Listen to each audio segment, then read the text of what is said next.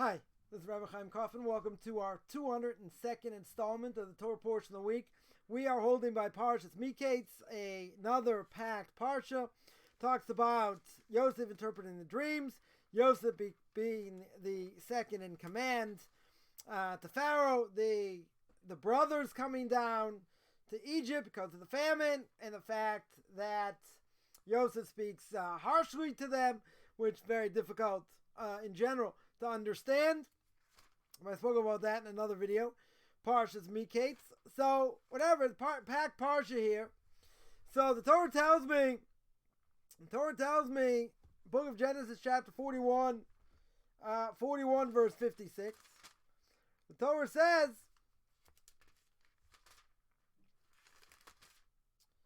when the famine spread all over the face of the earth, Yosef opened all the containers, sold provisions to Egypt. The famine became severe. Right? The famine became severe in the land of Egypt. So Rashi explains, what does it mean, the famine? The famine is on the face of the earth. Right? A little bit hard to understand. So who's it talking about? Rashi says it's talking about rich people. Now, it's talking about the rich people, so what's the connection between the rich people and the famine? Says, Moriv Rebbe, Arav Agon, Ramosh Shlita, should be well. Brings down in Chochmah Vadas in his commentary on Chumash, and he says like this. He says the intention over here is, if you're talking about rich people, that normally they always have what they need. They have well beyond. Right? Well beyond what they need. They have tremendous amounts. Now, if, let's say, they're having a little bit of financial difficulty, and now they can't have the same things, the same enjoyment that they normally have, so they suffer. Right? 100% they suffer. Kind of like, a person's used to certain delicacies, and for whatever reason, they can't get it. So they suffer. But somebody's poor, and he's been poor for a while, then it doesn't really matter. Right? Sometimes it's better, sometimes it's worse. Right? But if they've been poor on a regular basis, nothing's changed. Right? Even if situation is more difficult, even so, his status didn't change. He's still poor. Right? He's still having a difficult time. So, by a rich person, they can suffer. They can suffer when they're missing a delicacy. But a poor person, not necessarily going to suffer over here. Not going to suffer any more than they normally do. Why not? Very simple. Because they suffer anyway. Right? They're poor anyway. So Merby says, simple explanation, right? Just like the face gives testimony to who the person is, right? Obviously you can tell if they're happy, if they're sad, etc. Right? So too by the city, right? You see how the rich people act, because the rich people are considered the face of the city. And they're the ones that give testimony about the city itself. In other words, where the rich people are holding and what they're doing, so goes the city. Right? If they're doing good, they're feeling good, etc. The city looks different. The city's functioning and all that, but if they're not doing so good, then the city suffers. Right? So it goes hand in hand.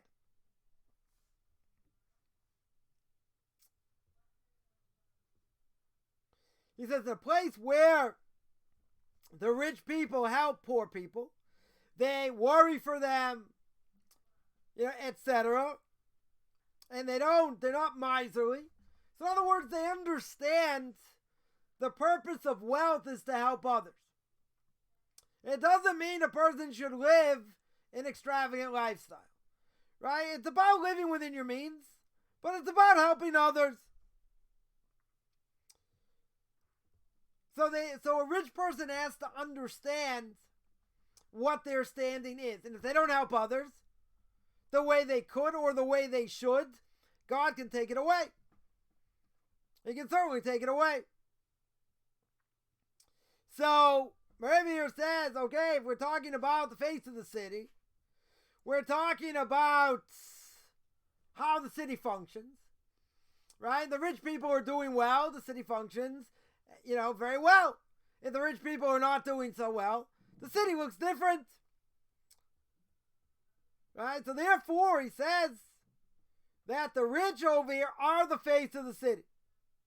And it's like God gave them the keys in order to help poor people. So a person's wealth, is like a gift. And God gives it to whoever he decides to give it to. And it's certainly a test for them. The question is, how are they going to use it? Are they going to use it to help others? Or are they just going to build mansions? They're going to buy fancy cars. Right? What are they going to do?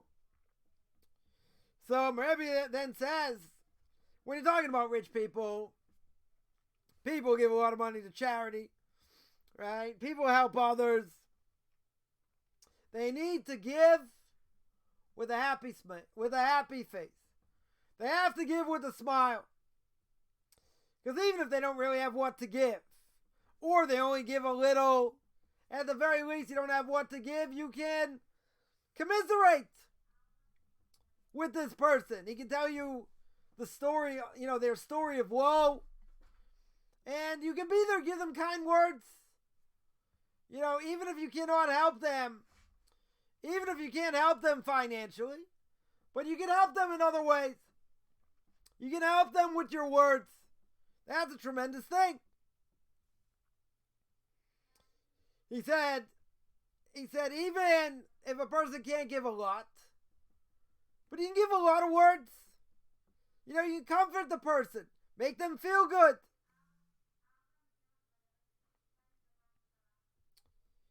He said, but if a person gives with a sour face, let's say there have been a number of people knocking on the door during the day, the person doesn't have time to learn or be with the family, people knocking on the door left and right. So he gives, but he gives with with an angry face. So what happens? What happens? This Jew gives charity. Let's say he gives a lot, doesn't matter. But he gives with an angry face. He's like, here, go away. So what happens? He loses his merit. He loses the reward. Because every mitzvah we do, we're going to get reward in the next world. But here you'll tell me he did the mitzvah. And even though he did the mitzvah, what's the story? He gave the money with a sad face. With an angry face. If he does that, you lose your merit. Right? Certainly the commentaries tell us in Shulchan Aruch, the Code of Jewish Law, that could be the reason that somebody who gives, and really doesn't matter, how much they give. Let's say they give enough. But even if they give enough, they give it with a sour face. They give it with an angry face. What's going to be the end result? You saw it. They're going to suffer. Because even though they could give a lot, it doesn't matter. The fact that they give with a sour face, they give angrily, they can suffer tremendously.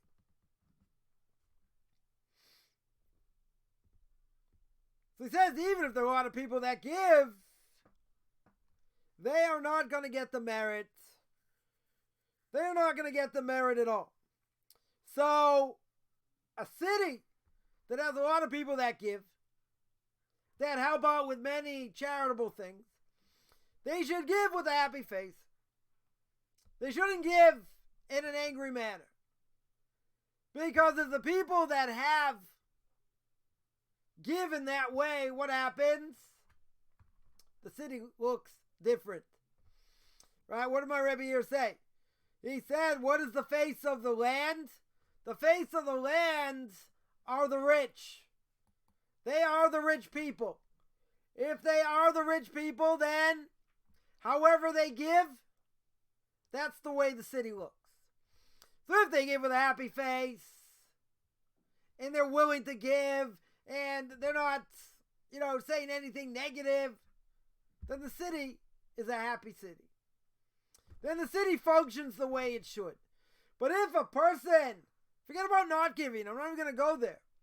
If a person has the ability to give, and he gives, but he feels like he's giving under duress.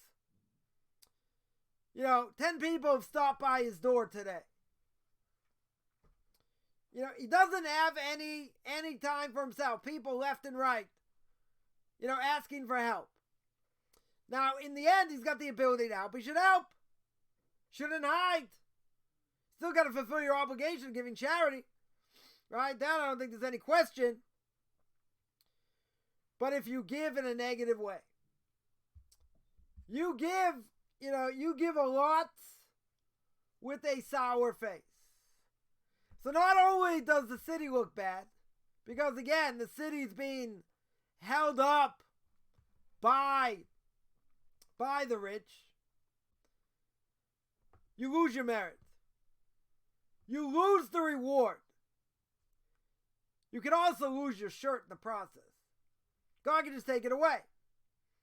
God can cause you all kinds of suffering. Maybe you have money, but maybe there'll be illness, God forbid. Or there'll be a problem with a person's spouse, with their kid. Could be any number of ways a person can suffer. So I can tell you from personal experience, being on both sides of the coin, it's definitely better to have than not to have. And if a person doesn't have, and they struggle, it's also a test. Because that person has to be happy with the little that they have. If somebody struggled their whole life, they never knew what it was like to have, so they don't know. Right? Because over here, what did my Rebbe say? He said somebody that's poor, so even if there's a famine, not much worse for him.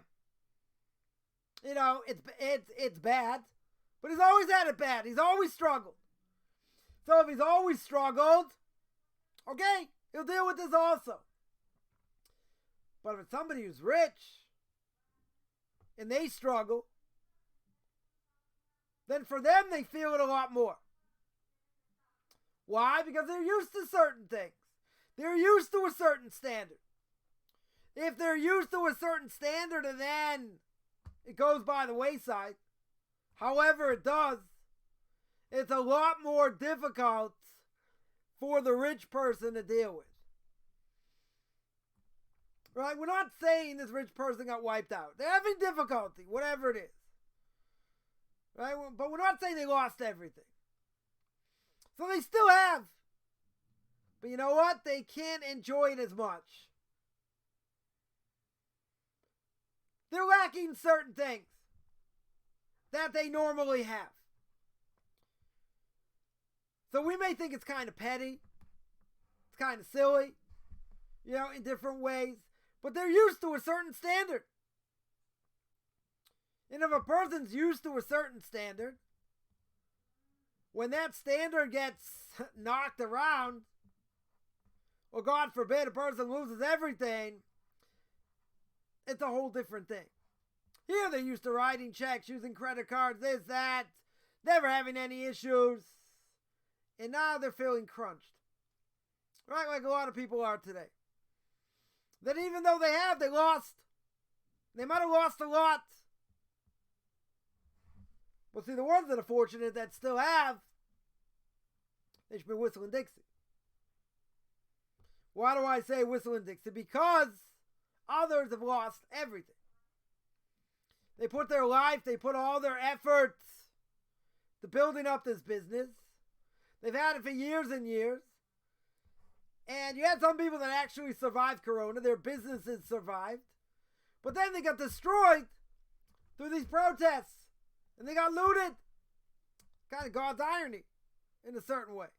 Because if the things didn't wake you up, that God says, I demand you wake up. I'm going to put the world on its knees with this virus. And you don't really take too much stock of it.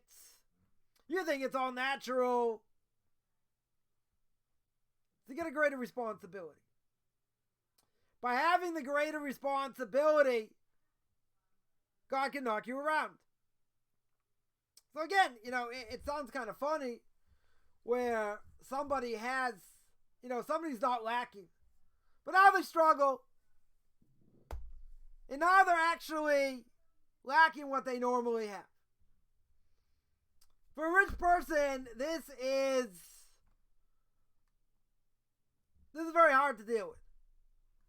It's extremely hard to deal with because they're used to certain things. So, my Rebbe here says, when it comes to giving, first of all, you have to give, with a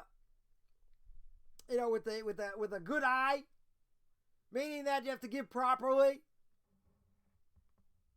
and give a lot because you have a lot.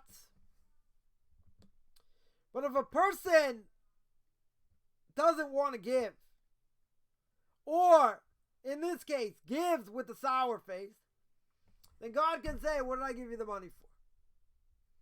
What did I give it to you for? If the whole purpose is you're going to, you have to help others, then how can you run away? How can you shirk responsibility? I get it. People lining up, day in and day out. You have no rest. Read the beginning of the book of Ruth. See what happened to Elimelech. Right? One of the richest people in his generation, helping, many, many people. There was a famine. So people were knocking on his door, bugging him day in and day out. And what did he do? He couldn't take it anymore. He got up and left. Now, most people would probably say, I'd like to have that test. I'd like to have the test of wealth. Most people have the test of wealth fail. For many different reasons. One reason is exactly what happened to Elimelech. People badgering him.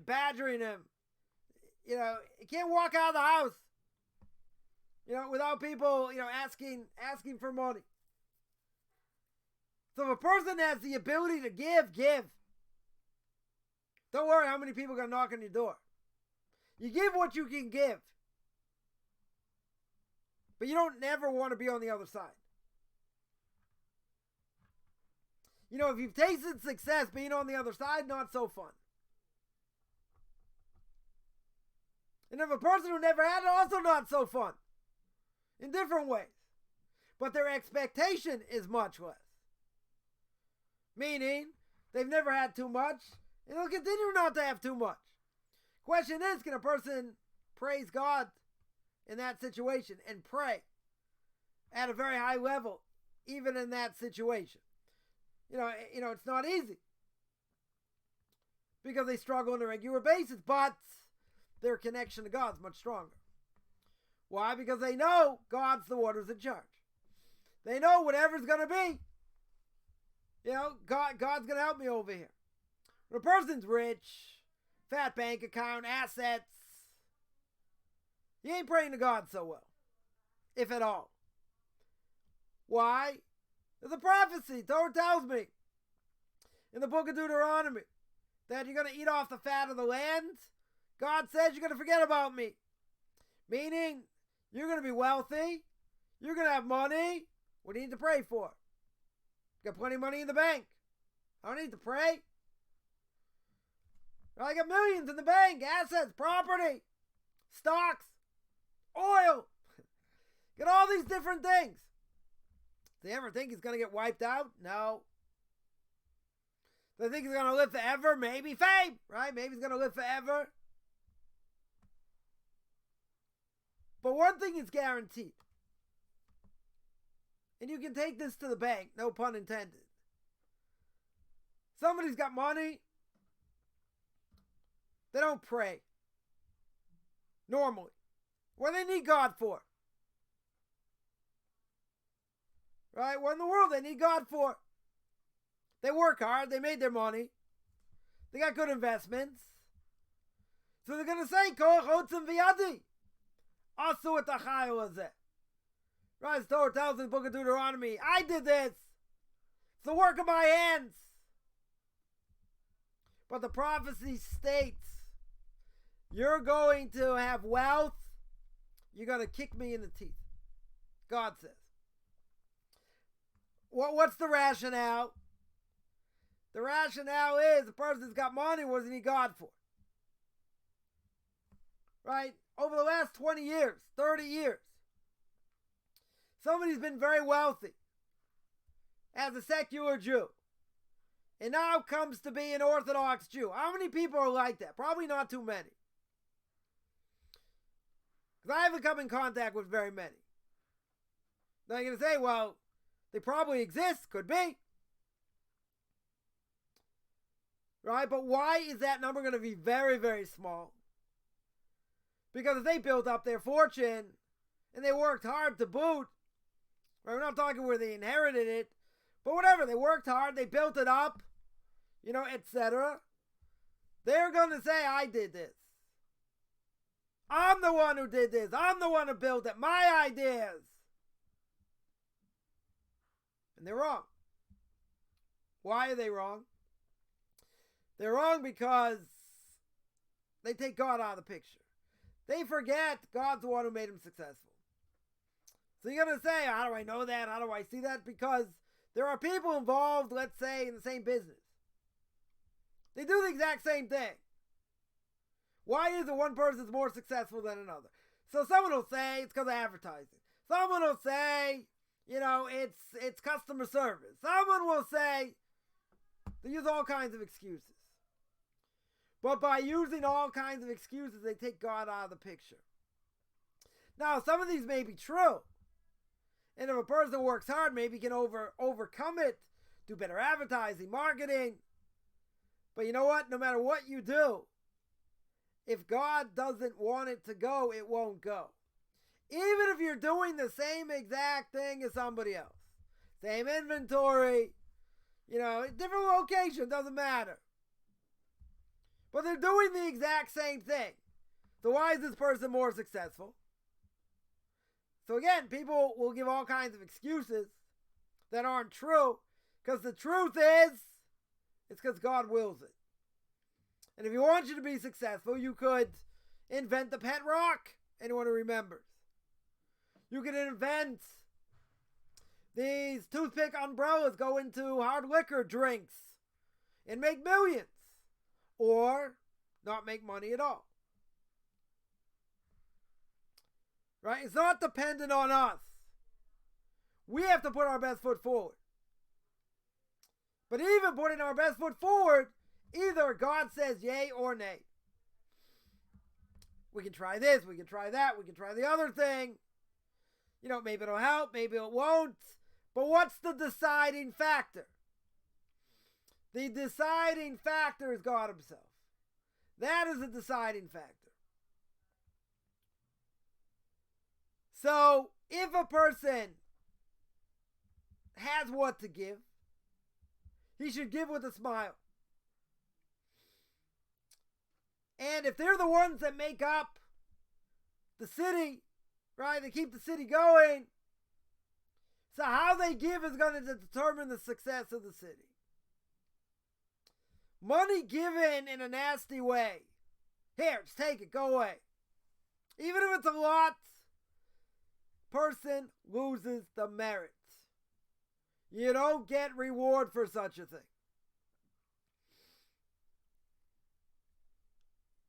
So if that's the case, the city is not going to look so well.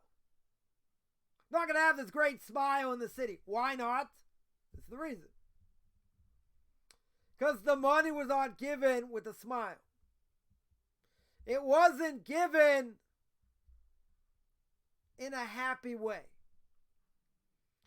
It was given seemingly under duress. He gave it. Could be deep in his heart he wanted to give it.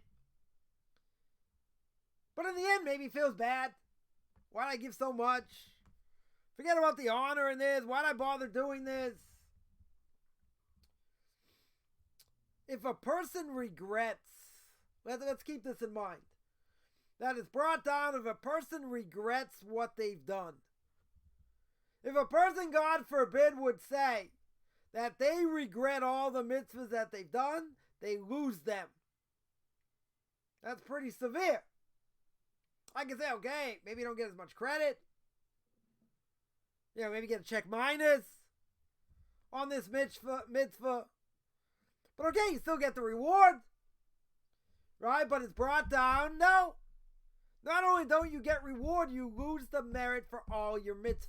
All of them. By saying, why should I have done this? What a waste of time. Could have been doing other things. Person says that, that's a kiss of death. That means their mitzvahs get squashed. When I say squashed, I mean you don't get reward. You lose out. There's only certain things a person can do to do that. Because normally when we say, if he did the mitzvah, he gets credit. He's going to get reward either in this world or the next world. So how can you say you lose it? So there's a few cases like this. One is if a person speaks Lashon Hara against someone else, they get all your mitzvahs. You get all their transgressions. If they speak Lashon Hara against you, okay, just the opposite. You get their mitzvahs, they take away your transgressions. So that's one case I can hear. And now we have this case. We have this case where a person, God forbid, says, they're going through a difficult time. It could be any number of things. And a person says, why am I doing all this? Look how I'm getting slapped around. You can ask, why is God doing this? But you have to realize you have to take responsibility for your actions.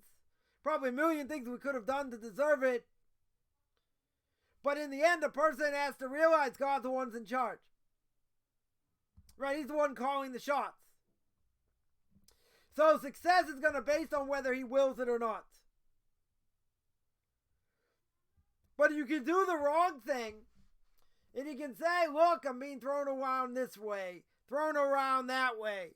All these different things, even if you understand where it comes from, person just under pressure, and he forgets, that person, God says, you lose everything. You lose that protection. You lose those mitzvahs. Whatever mitzvahs you had up until this point. Gone. That is pretty darn severe. So over here, my Rebbe says, I just took it one step further. He says if you give with a sour face, with an angry face, you don't get the merit. You don't get the reward. I'm taking it one step further. Right? It's beyond that as well.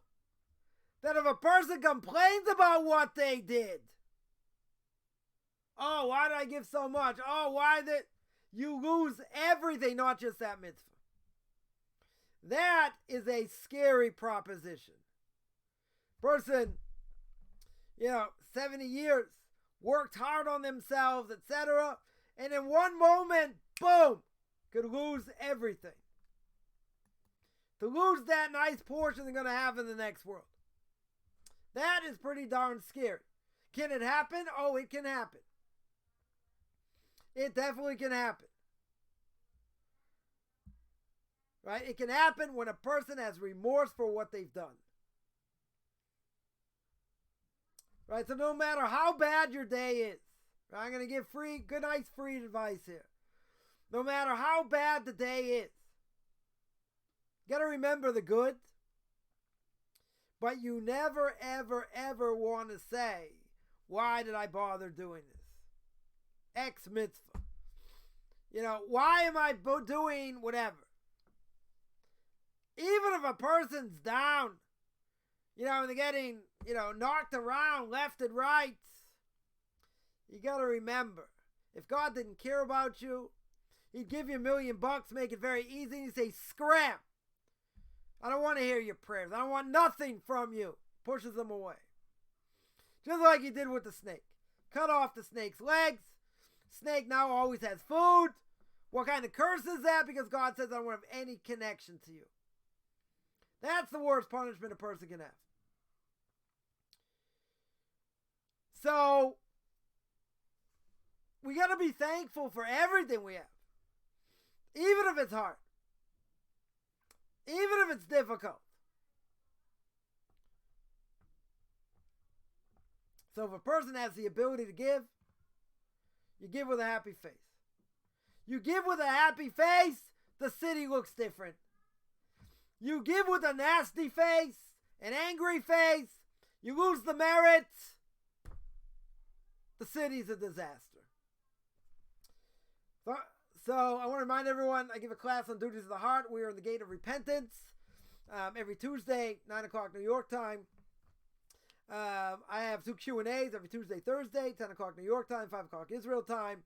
I have a class in the book of Leviticus, chapter 14, every Sunday, 9 o'clock New York time, 4 o'clock Israel time.